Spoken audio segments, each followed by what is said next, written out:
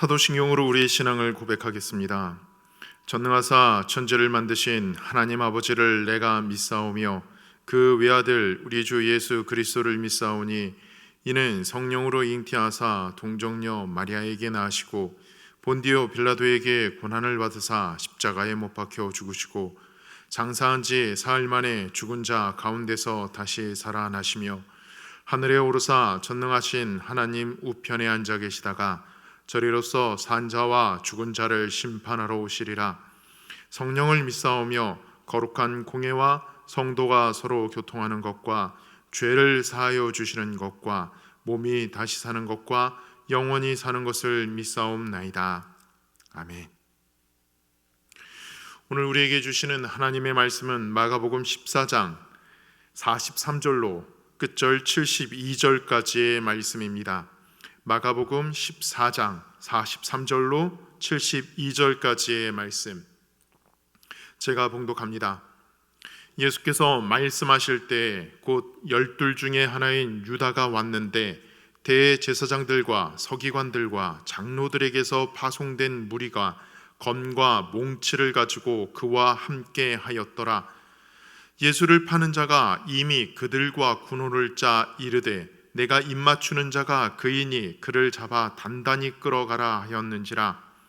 이에 와서 곧 예수께 나와 랍비여 하고 입을 맞추니 그들이 예수께 손을 대어 잡거늘 곁에 서 있는 자 중에 한 사람이 칼을 빼어 대제사장의 종을 쳐 그 귀를 떨어뜨리니라.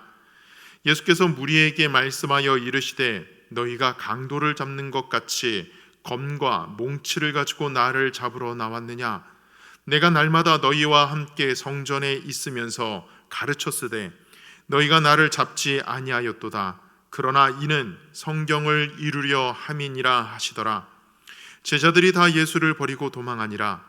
한 청년이 벗은 몸에 배에 혼이불을 두르고 예수를 따라가다가 무리에게 잡힘에 배에 혼이불을 버리고 벗은 몸으로 도망하니라. 그들이 예수를 끌고 대제사장에게로 가니 대제사장들과 장로들과 서기관들이 다 모이더라. 베드로가 예수를 멀찍이 따라 대제사장의 집 뜰 안까지 들어가서 아랫사람들과 함께 앉아 불을 쬐더라.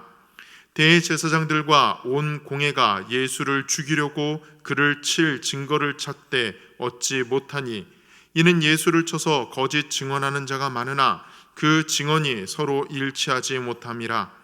어떤 사람들이 일어나 예수를 쳐서 거짓 증언하여 이르되 우리가 그의 말을 들으니 손으로 지은 이 성전을 내가 헐고 손으로 짓지 아니한 다른 성전을 사흘 동안에 지으리라 하더라 하되 그 증언도 서로 일치하지 않더라.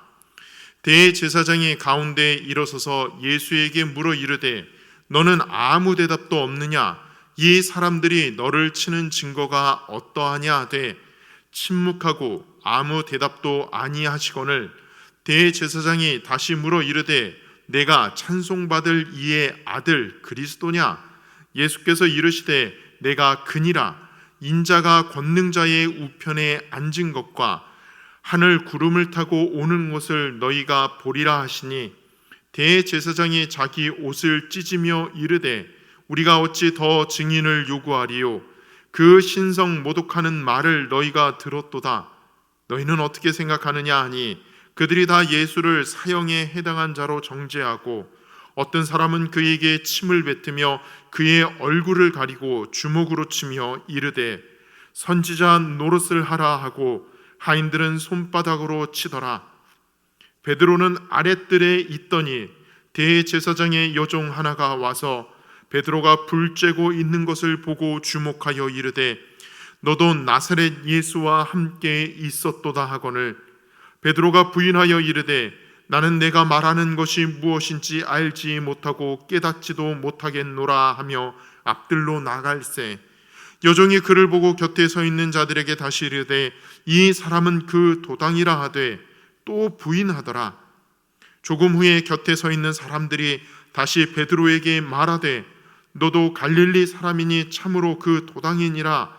그러나 베드로가 저주하며 맹세하되 나는 너희가 말하는 이 사람을 알지 못하노라 하니 닭이 곧 두 번째 울더라. 이에 베드로가 예수께서 자기에게 하신 말씀, 곧 닭이 두 번 울기 전에 내가 세 번 나를 부인하리라 하심이 기억되어 그 일을 생각하고 울었더라. 아멘.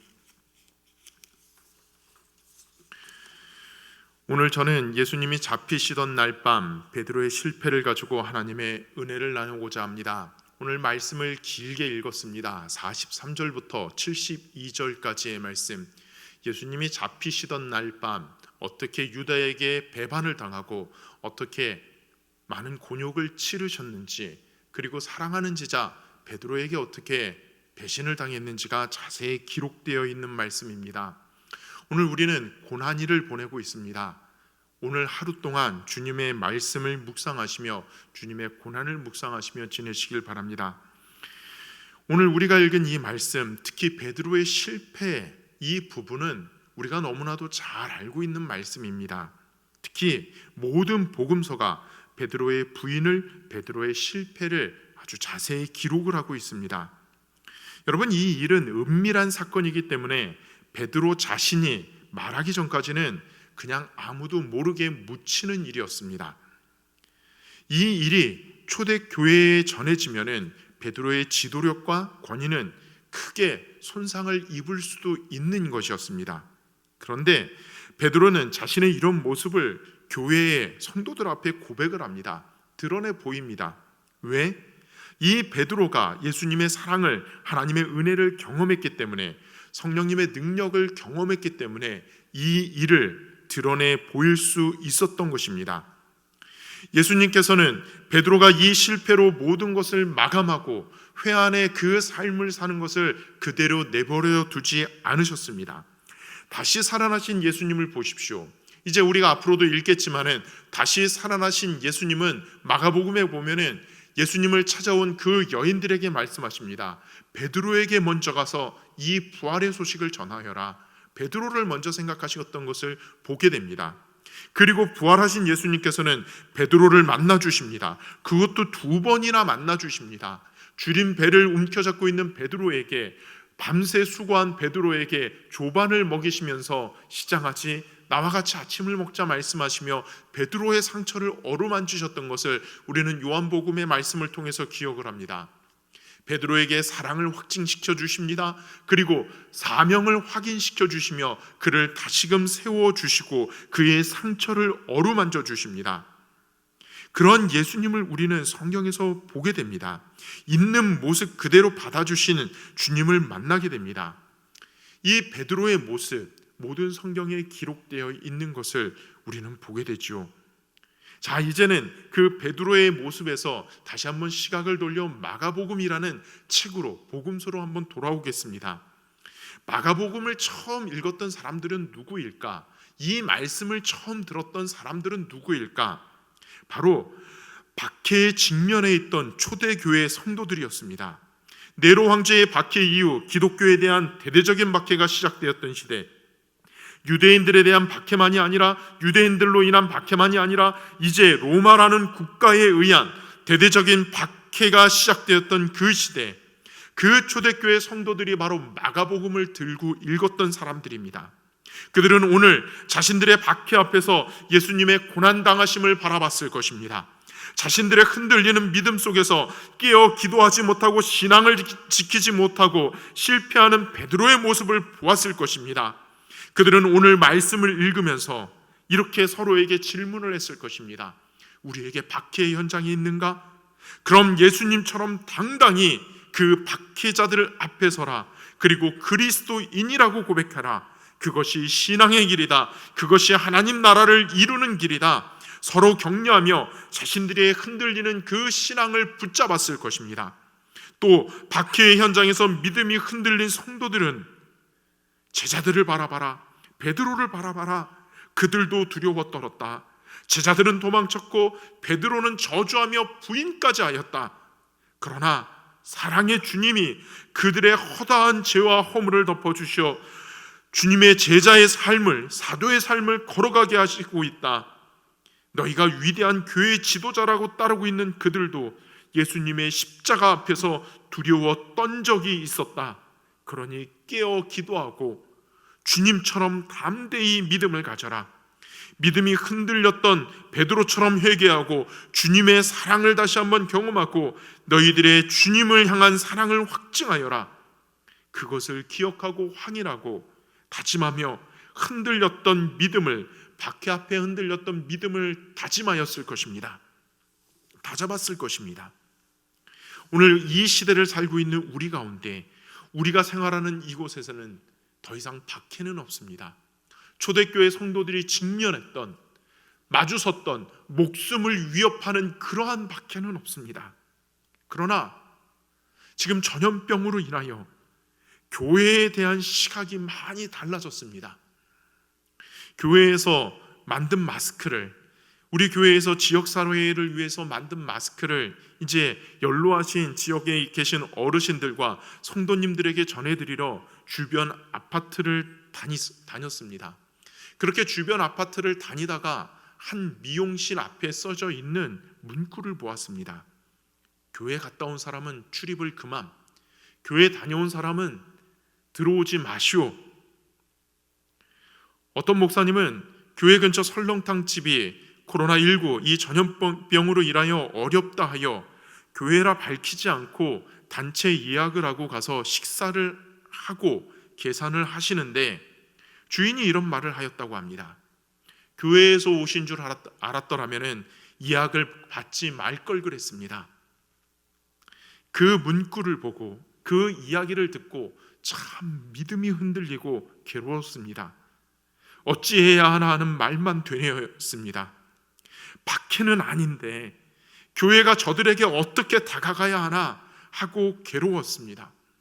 이런 저에게 오늘 마가복음은, 오늘 주님은, 오늘 마가복음은, 그리고 베드로는 말씀하고 있습니다. 나를 위해 우리를 위해 고난당한 예수를 바라보라. 배신당하신 예수를 바라봐라.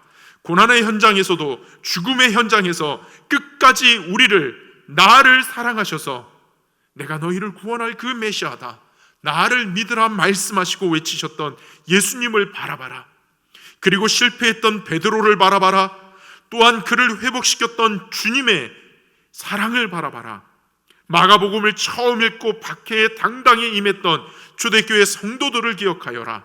그리고 실패했던 베드로를 다시금 일으키셔서 사도로 세우시고 교회의 반석이 되게 하시고 복음을 전하게 하셨던 하나님의 놀라운 사랑과 은혜와 능력을 의지하여라.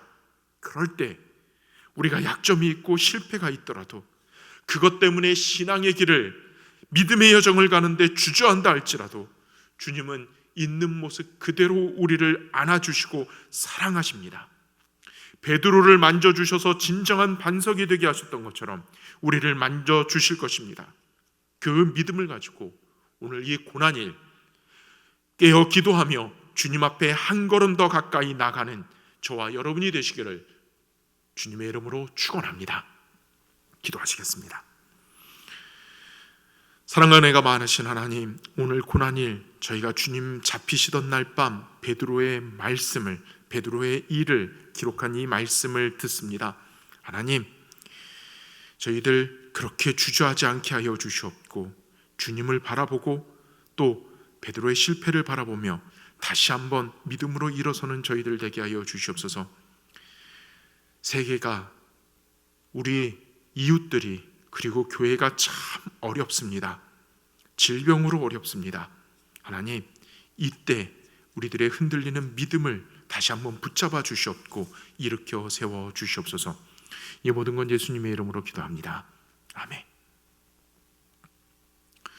오늘 고난일 깨어 기도하며 묵상 기도하며 주님의 고난에 동참하는 저와 여러분 되시기를 바랍니다. 같이 묵상 기도하시겠습니다.